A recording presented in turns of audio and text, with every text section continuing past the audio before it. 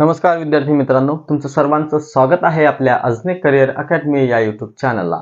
आजच्या व्हिडिओमध्ये आज आपण बघणार आहे की बऱ्याचशा अशा परीक्षा आहेत की ते रखडलेल्या आहेत। त्या परीक्षेविषयी सविस्तर तुम्हाला या व्हिडिओमध्ये माहिती मिळणार आहे। म्हणजे कोणत्या परीक्षा रखडलेल्या आहेत, नियुक्त्या विद्यार्थ्यांना का मिळत नाही आहे, जर तुम्ही तलाठी भरती दिली असेल तर तुम्हाला अजूनपर्यंत नियुक्ती का मिळाली नाही, त्यानंतर 13 जिल्ह्यांचे जे निकाल आहेत ते का अजून होल्डवरती आहेत, सोबतच आरोग्य सेवक भरतीमध्ये काही लोकांना नियुक्त्या मिळालेल्या आहेत किंवा नाही, तर त्याविषयी सविस्तर, तसेच वनरक्षक असेल किंवा कृषी सेवक असेल या सर्व एक्झामचे निकाल कधी लागणार आहेत आणि त्यांचे निकाल का राखून ठेवण्यात आलेले आहेत याविषयी हा सविस्तर व्हिडिओ असणार आहे। तर बघा, सुरुवात करूया आपण तलाठी भरतीच्या नुसार। तर बघा, तलाठी भरती बऱ्याचशा विद्यार्थ्यांनी दिलेली आहे आणि 23 जानेवारी 2024 ला तलाठी भरतीचा 23 जिल्ह्यांचा निकाल सुद्धा लागलेला आहे। त्यांचं डॉक्युमेंट व्हेरिफिकेशन झालेलं आहे, सोबतच त्यांची बायोमेट्रिक सुद्धा झालेली आहे आणि बऱ्याचशा जिल्ह्यांमध्ये मेडिकल सुद्धा झालेलं आहे। परंतु जे अंतिम नियुक्ती असते, हे अंतिम नियुक्ती अजूनपर्यंत या विद्यार्थ्यांना मिळालेली नाही, हे आपल्याला अलीकडे बघायला मिळतच आहे। तर त्यांची मानसिक परिस्थिती काय असेल याचा तुम्ही अंदाज लागू शकता। परीक्षा पास झालेल्या, सर्व गोष्टी झालेल्या, परंतु अजूनही त्यांच्या हातामध्ये नियुक्ती पत्र मिळालेलं नाही आणि समोर तो धोका आहे, तो म्हणजे आचारसंहितेचा। आचारसंहिता या महिन्यामध्ये लागणारच आहे। मग मे बी ते 14 तारखेच्या पुढे लागू शकते किंवा 18 तारखेच्या पुढे लागू शकते, बट आचारसंहिता लागणार आहे, हे 100% काय आहे, खरं आहे। तर आचारसंहिता लागल्यानंतर तुम्हाला नियुक्त्या तर मिळणार नाहीच, म्हणजे तुम्हाला वाट बघावी लागणार मग लोकसभेचे इलेक्शन संपण्याची। तर बघा, आपली जे तलाठी भरती आहे यामध्ये 23 जिल्ह्यांचा निकाल तर लागलेलाच आहे, परंतु 13 जिल्ह्यांचा निकाल अजूनही काय आहे, होल्डवरती आहे। मग हा होल्डवरती काय आहे, कारण हे 13 जिल्हे काय आहेत तर पेसा क्षेत्रामध्ये वरतात।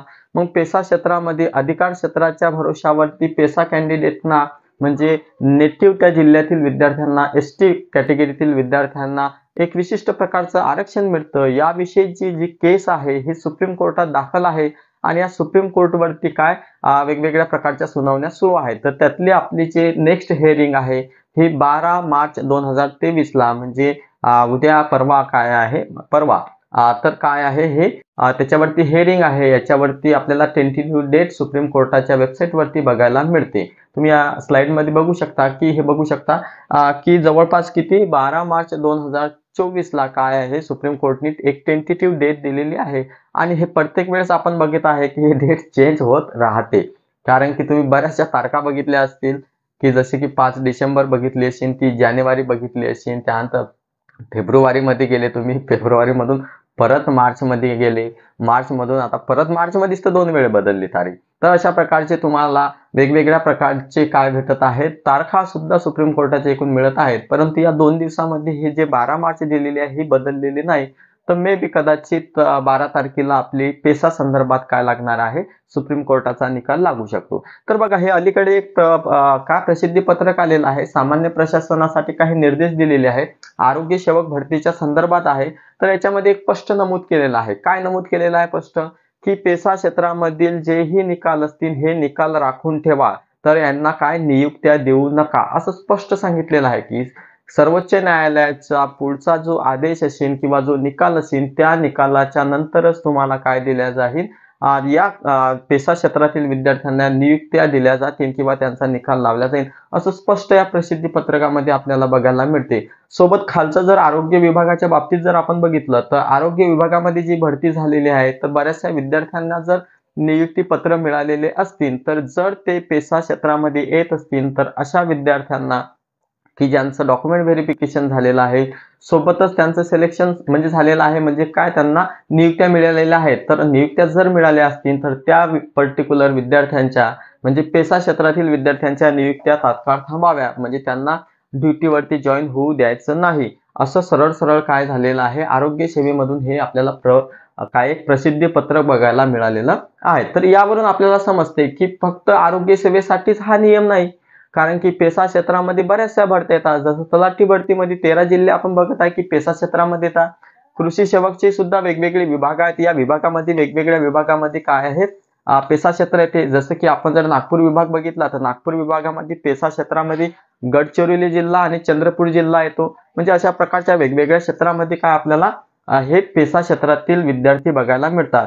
तर या विद्यार्थ्यांना एक स्पष्ट इथं दिसत आहे की जसं 6 मार्चला विभागाच्या साठी एक काय प्रसिद्धी पत्रक आलं होतं की पेसा क्षेत्रातील विद्यार्थ्यांचा निकाल राखून ठेवा, कारण की सुप्रीम कोर्टाचा म्हणजे सर्वोच्च न्यायालयाचा निकाल आल्यानंतर त्यांना निकाल देण्यात येईल. तर ह्या आरोग्य सेवेसाठी same procedure will be apply for तलाठी एक्झामिनेशन. किंवा आपली कृषी सेवकची भरती झालेली आहे, या कृषी सेवकच्या भरती असेल, त्यानंतर आपली वनरक्षक आहे, वनरक्षकसाठी असेल, म्हणजे या सर्वच भरतीसाठी हे काय आहे प्रसिद्धी पत्रक लागू आहे असं सांगायला काही हरकत नाही. कारण त्याला स्पष्ट नमूद केलं आहे की 17 संवर्गामध्ये झालेल्या ज्याही भरत्या असतील की जे पेसा क्षेत्रामध्ये वळत असतील, तर पेसा क्षेत्रामधील विद्यार्थ्यांना काय करायचं आहे, तो निकाल त्यांचा होल्ड करून ठेवायचा आहे. का होल्ड करून ठेवायचा आहे? कारण की सर्वोच्च न्यायालयाचा जो निकाल असेल त्या निकालावरती काय असणार आहे, यांचा निकाल अवलंबून असणार आहे. आता उरला प्रश्न हा जो तलाठी भरतीची 23 जिल्हे झालेले आहेत किंवा अदर एक्झाम झालेले आहेत, यांना नियुक्ती पत्र अजून का मिळालेले नाहीत? तर यांना नियुक्ती पत्र का मिळालेले नाहीत किंवा कधी मिळू शकतात? तर आशा आहे की तलाठी भरतीमध्ये 23 जिल्ह्यात जेही झालेले आहेत की असं सूत्रांची एकूण माहिती पण पडत आहे की कदाचित या पेसा क्षेत्रामुळे याची सुद्धा नियुक्ती रखडलेली आहे, म्हणजे सर्वांना सोबत नियुक्ती मे बी भेटू शकते असं सुद्धा ऐकायला आलं होतं. फक्त ऐकायला आलं होतं, आपण शुअरिटीनं सांगत नाही.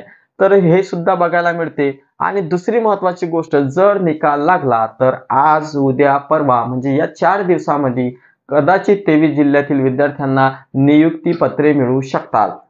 त्यानंतर कृषी सेवक भरतीचा निकाल सुद्धा लागू शकतो. But most important point, PESA क्षेत्रातील विद्यार्थ्यांचा जे कृषी सेवकची परीक्षा देत आहेत यांचा निकाल होल्डवरती राहू शकतो.